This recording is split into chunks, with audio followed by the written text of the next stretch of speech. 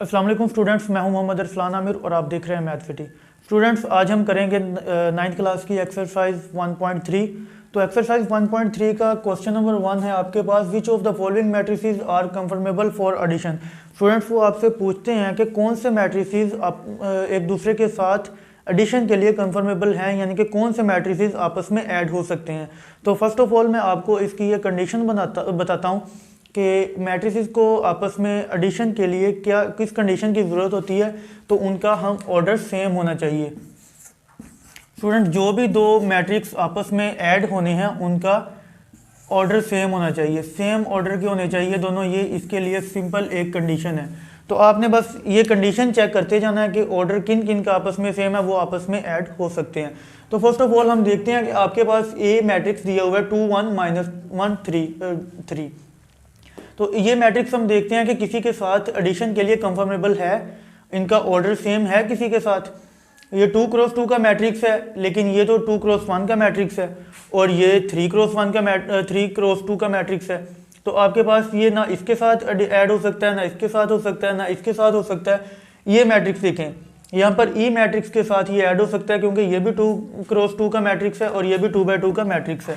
तो आपके पास A and ई, ये दोनों आपस में एडिशन के लिए कंफर्मेबल हैं। ये तो हो गया ए एंड ई। उसके बाद हम देखते हैं बी किसके साथ ऐड हो सकता है। बी डी के साथ ऐड हो सकता है, क्योंकि ये भी 2 क्रॉस 2 का मैट्रिक्स है। 2 + 1 3 और 3 आ जाएगा इसमें 2/1। ये भी 2/1 का मैट्रिक्स है और ये भी 2/1 का मैट्रिक्स है। तो बी एंड डी, ये दोनों मैट्रिक्स आपस में ऐड हो सकते हैं। ये कंडीशन दोनों सेटिस्फाई कर रहे हैं। उसके बाद सी देखते हैं किसी के साथ ऐड हो सकता है। ये इसका ऑर्डर चेक कर लें, 3 रोज हैं 2 कॉलम्स हैं, तो 3/2 का मैट्रिक्स है। तो 3/2 का मैट्रिक्स देखें कोई और है तो आपके पास एफ जो है ये 3/2 का मैट्रिक्स है, तो ये ऐड हो सकता है सी एंड एफ। स्टूडेंट्स, इस क्वेश्चन में हमने जस्ट इतना ही चेक करना था कि कौन से मैट्रिक्स आपस में एडिशन के लिए कंफर्मेबल हैं। तो ये कंडीशन सिंपली हमने ऑर्डर इनका चेक करना है, जिनका ऑर्डर सेम होगा वो आपस में ऐड हो सकते हैं। स्टूडेंट्स, क्वेश्चन नंबर 2 में हमें वो कहते हैं कि find additive inverse of the following. Exercise 1.3 के क्वेश्चन नंबर 2 में हमने एडिटिव इनवर्स फाइंड करना है। तो एडिटिव इनवर्स पे पहले भी मैं एक लेक्चर बना चुका हूँ, लेकिन ये एक्सरसाइज के क्वेश्चन हैं तो इन पे आपको अगेन बताता हूँ कि हमने एडिटिव इनवर्स कैसे फाइंड करना है। सिंपली आपने क्या करना है कि ए के साथ यहाँ पर आप लगाएंगे -a इक्वल टू यहाँ पर इसके साथ भी माइनस लगा देंगे 2 4 -2 1। ये हम उसका नेगेटिव मैट्रिक्स, एडिटिव इनवर्स जो होता है वो नेगेटिव मैट्रिक्स उसका कहते हैं उसको। तो ये हम उसका नेगेटिव मैट्रिक्स फाइंड करने जा रहे हैं, तो हमने उसका ए का -a फाइंड करना है। तो इस साइड पे भी माइनस अप्लाई कर दिया। अब इस माइनस को अंदर सबके साथ मल्टीप्लाई करेंगे तो ये साइन चेंज कर देगा इनके। जो 2 है ये -2 हो जाएगा, ये 4 है ये -4 हो जाएगा, ये -2 है तो ये 2 बन जाएगा, और ये 1 है तो ये -1 हो जाएगा। ये आ गया इसका एडिटिव इनवर्स। उसके बाद हम इस मैट्रिक्स को देखते हैं। यहाँ पर एक और एग्जांपल, हमने एक और क्वेश्चन लिखा हुआ है बी पार्ट जो है, इसमें वो कहता है कि बी का जो हमने एडिटिव इनवर्स निकालना है, इस साइड दोनों साइड पे हमने माइनस अप्लाई किया और इस सेट को वैसे ही एक दफ़ा एक मैट्रिक्स को लिख लिया। उसके बाद इस मैट्रिक्स पर हम ये माइनस को अंदर मल्टीप्लाई करेंगे, तो ये अंदर मल्टीप्लाई होने के बाद सबके साइन चेंज कर देगा।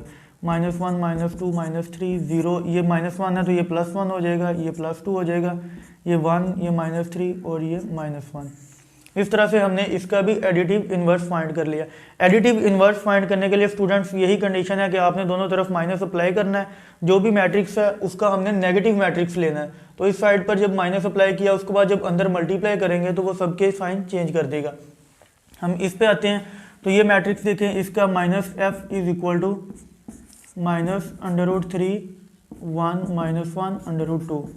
अब इसके साथ ये माइनस को अंदर अप्लाई करेंगे तो ये मैट्रिक्स क्या बन जाएगा, -√3, ये +1, ये -1 और ये -√2। तो ये हमने इसके 3 क्वेश्चन देखे कि एडिटिव इनवर्स हम कैसे फाइंड करते हैं। इसके जो बाकी 2-4 पार्ट रहते हैं आप उनको भी इसी तरह से कर सकते हैं कि सिंपली आपने नेगेटिव अप्लाई करना है और उनके साइन चेंज कर देने हैं। ये हो गया additive inverse. Students, question number 3 में हमें वो कहते हैं कि इफ़ ए बी एंड सी, अगर हमें ए बी और सी दिए हुए हैं तो हमें वो कहते हैं कि इनको फाइंड करो, जो उन्होंने आपको क्वेश्चन दिए हुए हैं। तो क्वेश्चन नंबर 3 का हम पहला पार्ट देखते हैं। पहले पार्ट में उन्होंने a प्लस 1 1 1 1 यानी कि a के साथ एक मैट्रिक्स दिया, इन दोनों को ऐड करना है। ये एडिशन का ऑपरेशन इस पे हमने लगाना है। पहले आप यहाँ पर a का मैट्रिक्स लिखेंगे। a का मैट्रिक्स क्या है? -1 2 2 1 प्लस उसके साथ जो मैट्रिक्स दिया हुआ है उसको एज इट इज़ लिख लेंगे। अब सिंपली ये दो मैट्रिक्स की एडिशन बन गई है। दो मैट्रिक्स की एडिशन कैसे करते हैं? -1 + 1 कोरिस्पॉन्डिंग एंट्रीज को हमने ऐड कर देना है। 2 + 1 2 + 1 1 + 1। इसमें हम क्या करते हैं? कोरिस्पॉन्डिंग एंट्रीज को हम ऐड कर रहे हैं। इसको इसके साथ, इसको इसके साथ, इसके साथ और इसके साथ, इनको हमने सिंपली ऐड किया है। ऐड करने के बाद अब हम इस पे एडिशन का जो ऑपरेशन है इसको लगाते हैं। तो ये 0 बन गया, ये 3 बन गया, ये 3 और ये 2। ये सिंपली आपका एक क्वेश्चन हो गया। a प्लस ये मैट्रिक्स, तो इन दोनों मैट्रिक्स को ऐड किया हमने, तो ये आंसर आ गया। उसके बाद इनको ऐड करते हैं। इसकी जगह पर d की जगह पर उसका मैट्रिक्स लिखते हैं। d का मैट्रिक्स है 1 2 3 -1 0 2 प्लस 0 1 0 2 0 1। इनको हमने ऐड करना है, तो कॉरेस्पॉन्डिंग एंट्रीज को ऐड कर दें।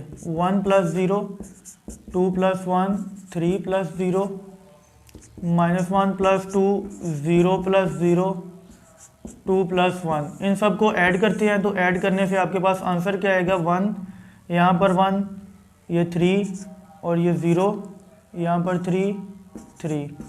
तो ये सिंपली इसका आंसर आ गया इसके फोर्थ पार्ट का। अब हमने इसका एक और पार्ट देखते हैं जिसमें स्केलर के साथ मैट्रिक्स को मल्टीप्लाई करना है। कोई भी मैट्रिक्स दिया हुआ है उसको स्केलर के साथ मल्टीप्लाई कैसे करना है? ये स्केलर आप एज इट इज़ लिखेंगे। इसके साथ आप d का मैट्रिक्स लिख लें 1 2 3 -1 0 2। तो इनको आपस में अब हमने मल्टीप्लाई करना है। मल्टीप्लाई करने का तरीका ये होता है कि आप जो बाहर स्केलर दिया हुआ उसको सबके साथ बारी बारी मल्टीप्लाई कर देते हैं।